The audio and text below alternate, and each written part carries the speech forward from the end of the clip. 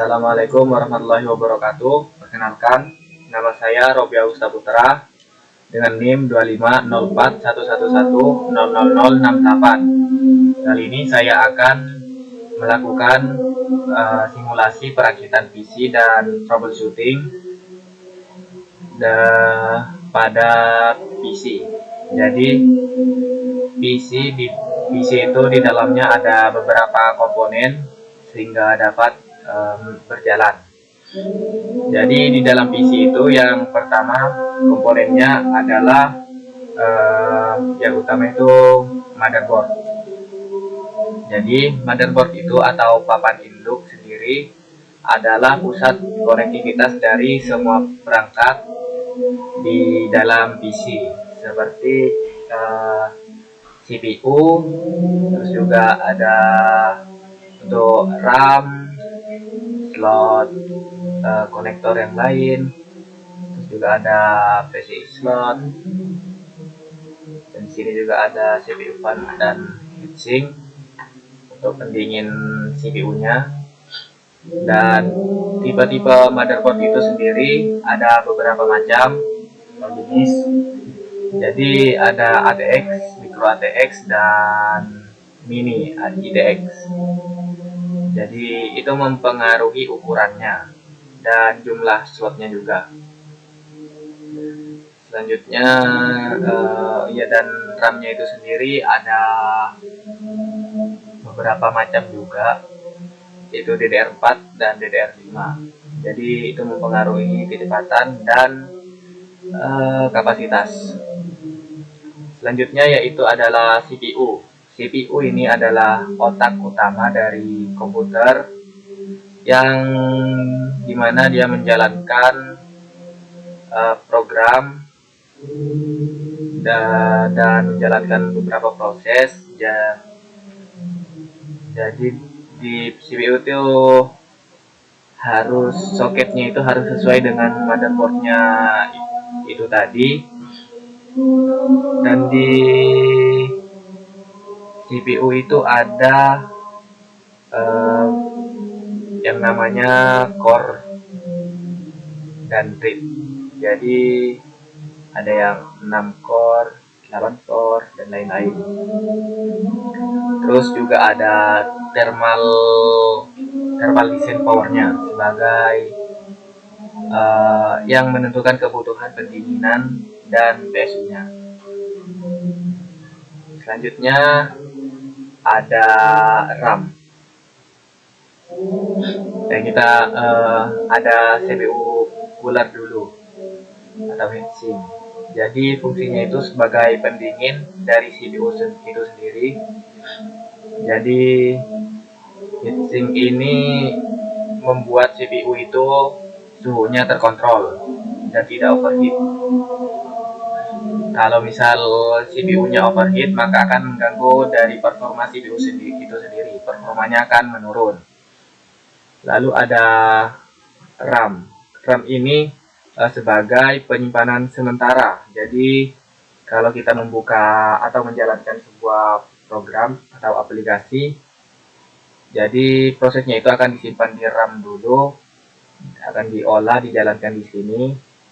Dan kalau misal ditutup, ya datanya itu akan selesai atau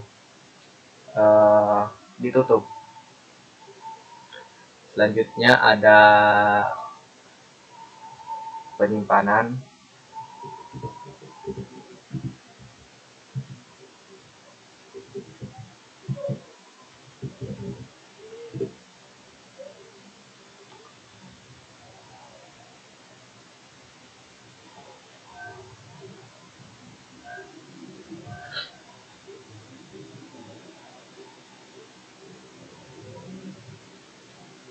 Nah, jadi penyimpanan itu ada dua macam, yaitu SSD dan HDD. Bedanya itu kalau SSD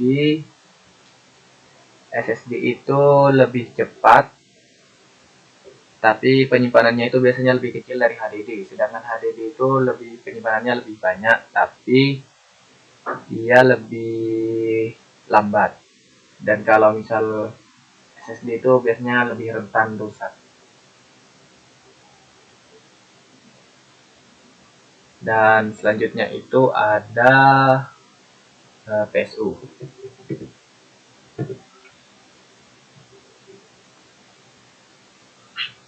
PSU itu atau power supply adalah sebagai sumber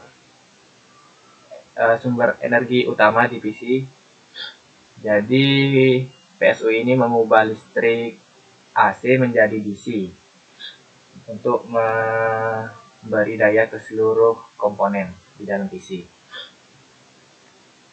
Dan ada banyak macamnya, atau wattnya ini ada yang 1700, menyesuaikan dari kebutuhan PC itu sendiri.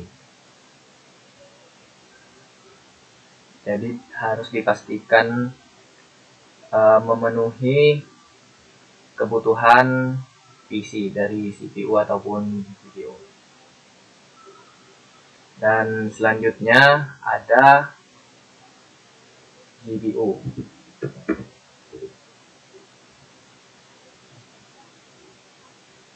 Nah, GPU ini atau graphic card adalah komponen yang memproses grafis dan output displaynya.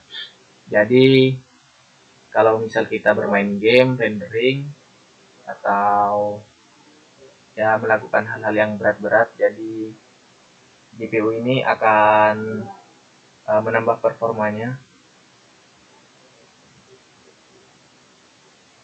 Hanya untuk rendering 3D atau bermain game.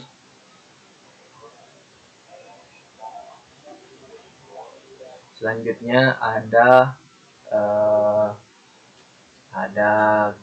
casing.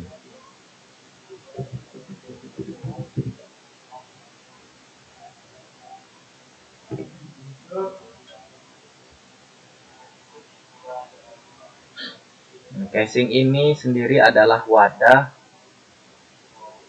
daripada semua komponen tadi dan melindungi semua komponen atau perangkat di dalamnya. Jadi komponen itu disusun di dalam casing ini, dan di casing itu ada yang terdapat fan cooler juga di dalamnya, fan cooler tambahan sebagai sirkulasi udara agar tidak overheat.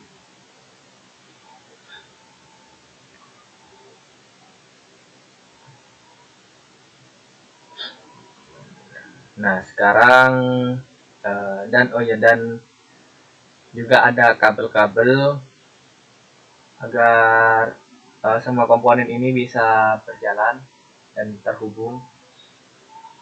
Dan selanjutnya kita akan langsung saja masuk ke dalam simulasi perakitan PC. Di sini saya menggunakan web build course untuk simulasi perakitan PC. Jadi yang pertama kita create new build terlebih dahulu.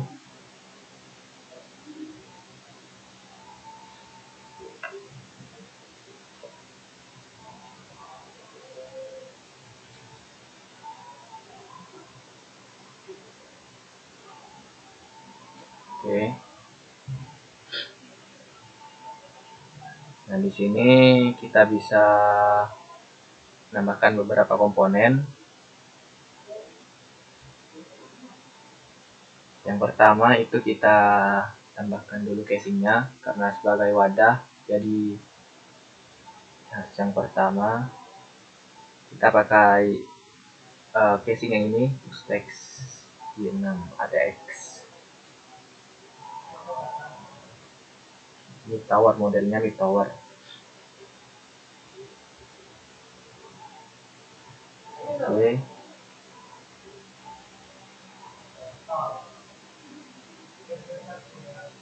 Begini bentuk casingnya, sudah terdapat fan cooler sebagai sirkulasinya nanti.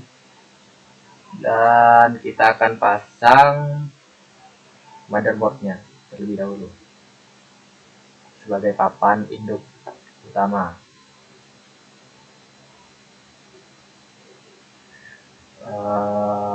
Saya akan pakai yang Asus B850 Touch Gaming ini Wi-Fi, dan juga tipenya itu DDR5 ATX, soketnya AM5.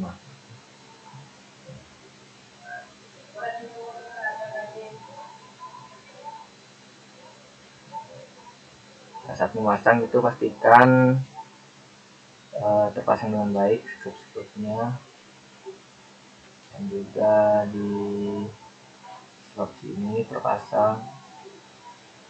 Oke, lanjut kita pasang CPU-nya.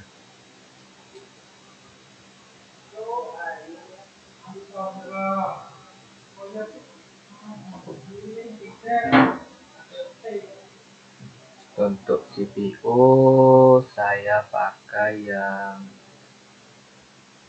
ini.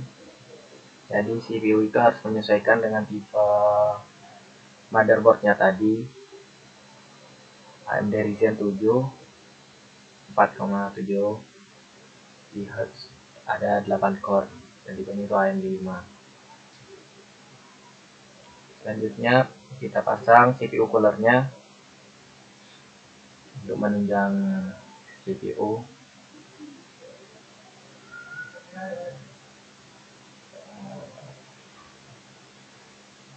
Saya akan pakai yang ini aja. Asus ini Thermalright Peerless Assassin.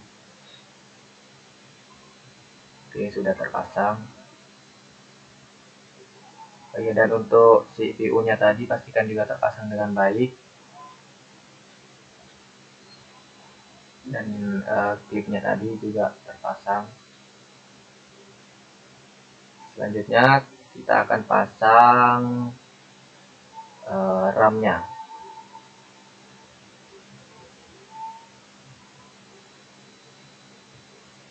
RAM-nya sendiri saya akan pakai yang ini, yang menyesuaikan DDR5, speednya 6400 MHz, dan ini pakai 16 GB dikali 2, jadi 32 GB.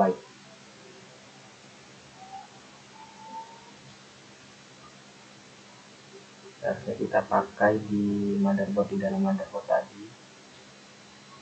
Untuk slot RAM, selanjutnya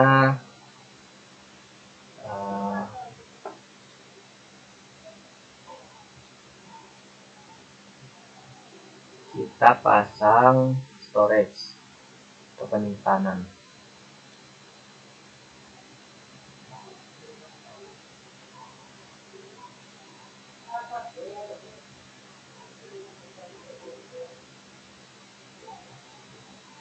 Oke, jadi ada dua tipe, HDD dan SSD. Karena saya akan mencari yang mengutamakan yang kecepatan, jadi saya akan menggunakan SSD.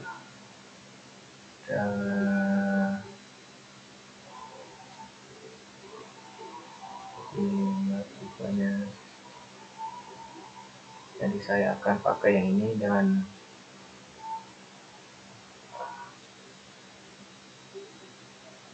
yang 2 tera.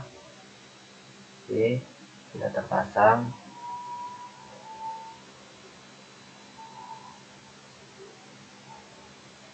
Dan untuk GPU ini opsional, jadi kalau misal ingin performanya lebih baik untuk bermain game atau untuk merender, jadi bisa dipasang. Saya akan pakai yang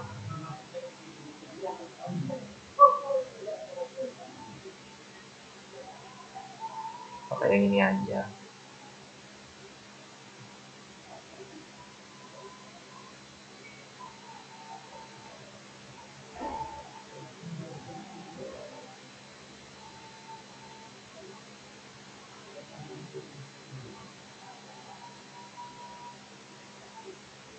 Oke, sudah terpasang.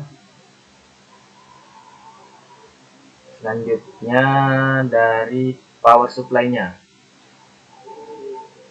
Power supply itu menyesuaikan dengan kebutuhan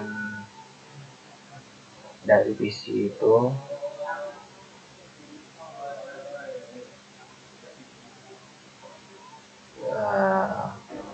Ini sudah cukup.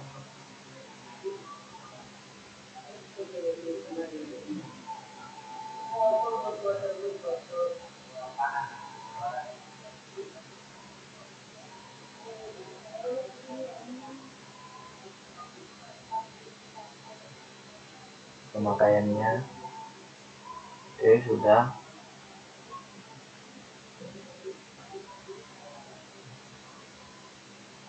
Oke, seharusnya ini sudah selesai. Dan di sini juga ada beberapa perangkat lain seperti monitor, mouse, dan keyboard. Ini juga ada case fan. Jadi karena di sini sudah ada kipas dari casingnya itu sendiri, jadi kita skip dulu. Untuk di monitor ini saya akan kasih ini.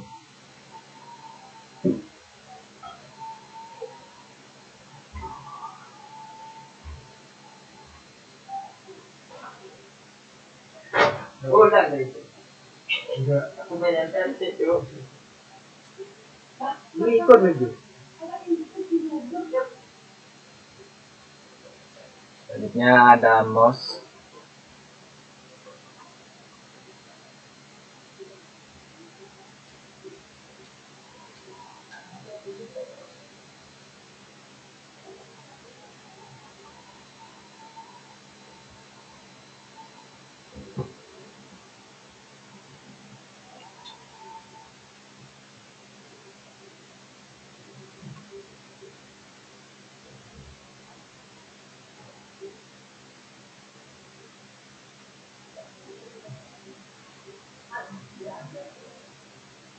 Nah, kok nge-lag ini?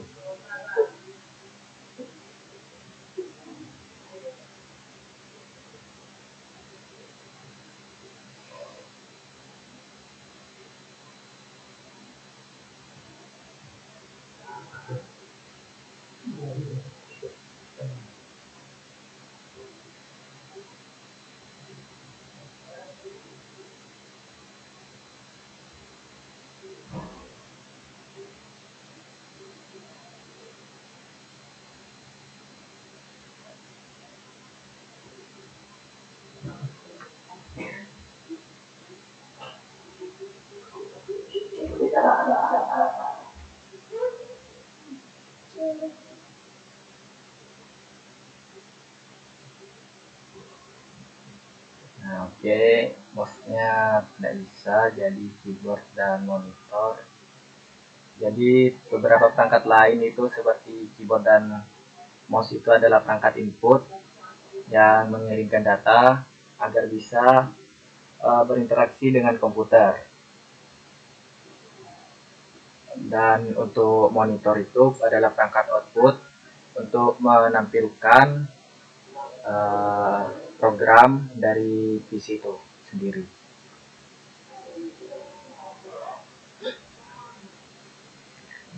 Sepertinya ini sudah bisa berjalan, sudah kompatibel. Dan untuk langkah troubleshooting itu, kalau misal ada contoh masalahnya yaitu PC itu tidak menyala. Jadi kita cek dulu apakah sudah diaktifkan tombolnya. Kalau misal sudah aktif dan tapi masih tidak nyala, jadi cek apakah sudah terhubung dengan sumber daya. Apakah kabelnya terhubung dengan sumber listriknya. Kalau misal sudah terhubung tapi masih mati, bisa dicek di PSU-nya. Apakah aktif atau tidak switch-nya. Jadi kalau misal tetap tidak menyala juga, mungkin ada kerusakan pada PSU-nya atau komponen yang lainnya. Dan untuk yang kedua, penyimpanan tidak terdeteksi. Jadi kita cek dulu apakah drivernya ada atau terupdate. Jadi kalau misal tidak ada masalah di driver, bisa cek di dalam PC-nya sendiri apakah slot penyimpanan itu longgar atau tidak terhubung.